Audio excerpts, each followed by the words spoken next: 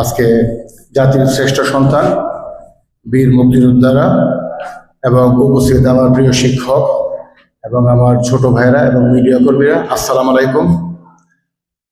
আমি মুক্তিযুদ্ধ যখন হয়েছে আমার জন্ম হয় নাই, তো যতটুকু ইতিহাস জানছি, আপনাদের সাথে কথা বলে যেটা জানছি, এই জ্ঞানটুকুই আমার আছে।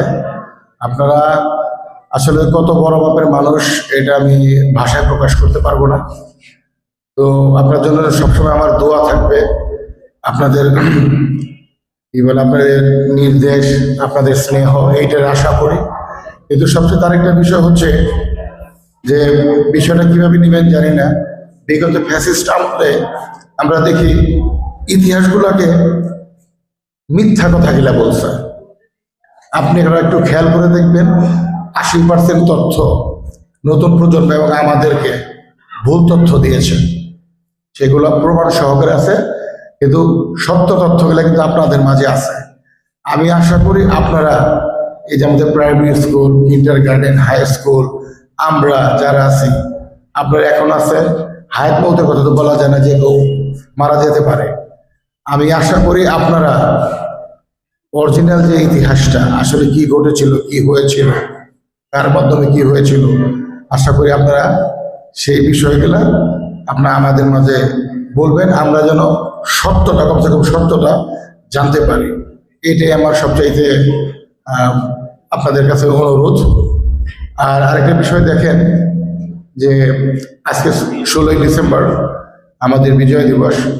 সবচেয়ে আমরা দেখব মুসলমানরা ঈদের মধ্যে কত খুশি হই, সেটা আল্লাহর তরফ থেকে। তারপরে এই বিজয় দিবস ওই ঈদের মতোই আমাদের খুশি যে আমরা এত সুন্দর একটা দেশ পেয়েছি আপনাদের নেতৃত্বে। পার্শ্ববর্তী দেশ ওনার ওই আজকে বিজয় দিবস করতেছে, মোদী সাহেবের স্ট্যাটাস দেখেন মনে হচ্ছে যে আমরা কোনো কিছু করি নাই। সমস্ত কিছু তারাই করছে, তারাই দেশ স্বাধীন করছে, আপনাদের আমাদের এখানে কোনো কিছু ছিল না। ফেসবুক স্ট্যাটাস দেখলে আপনি দেখবেন, হয়তো ইন্ডিয়াতে তো বাংলাদেশেও কোনো জায়গায় দোনো দেশের যে যারা ছাত্র আছে তারা কালকে মনে হয় এটার বিরুদ্ধে মিছিল করবে, মানে আমাদের নগণ্য করবে।